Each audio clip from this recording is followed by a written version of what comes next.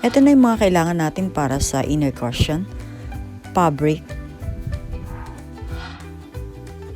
bulak or hollow fiber,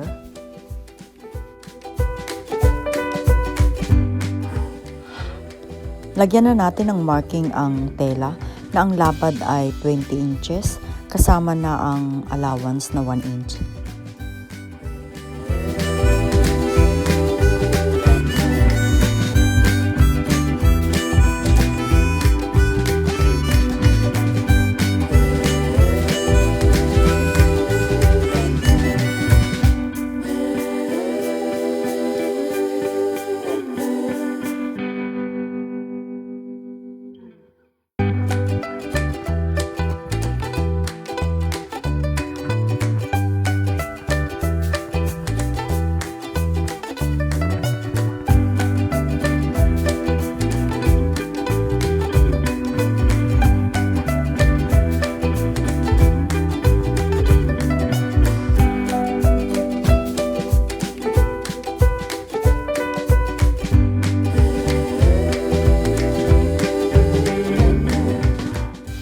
Haba naman ito ay 35 inches, including ang 1 inch na allowance.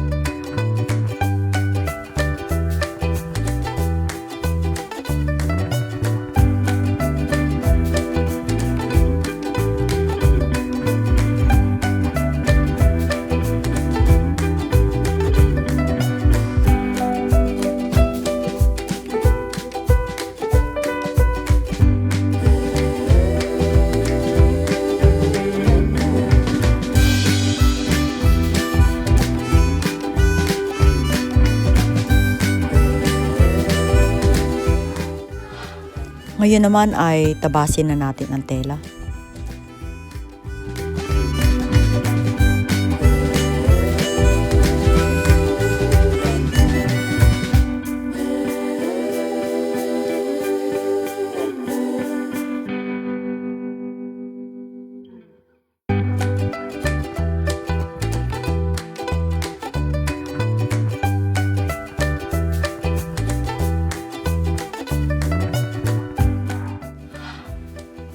Tahiin na natin ang gilid ng tela at mag-iwan tayo ng butas sa gitna na 6 inches.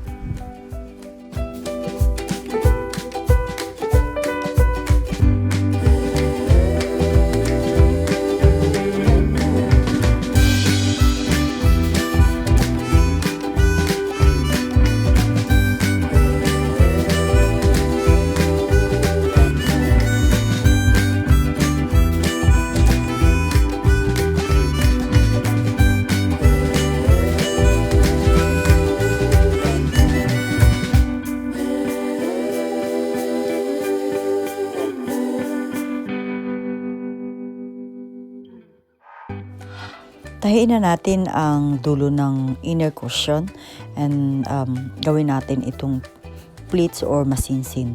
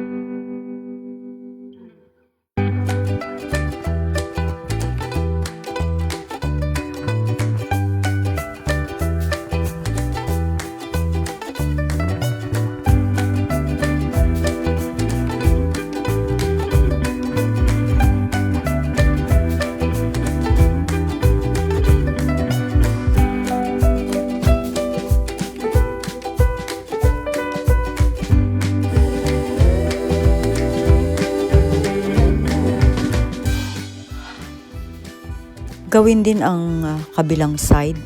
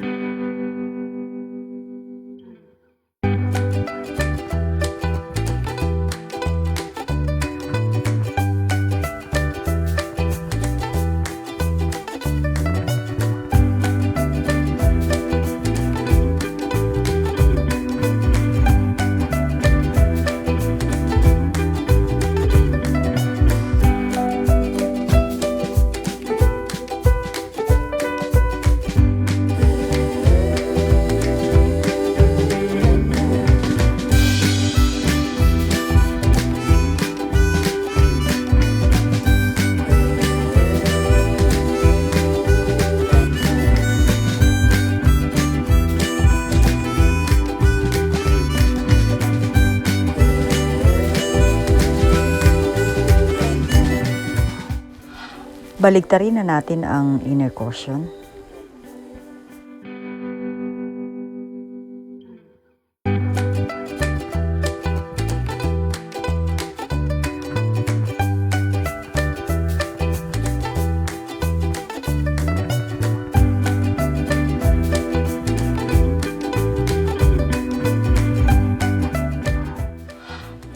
Ngayon naman ay ipasok na natin ang bulak or hollow fiber sa inner cushion.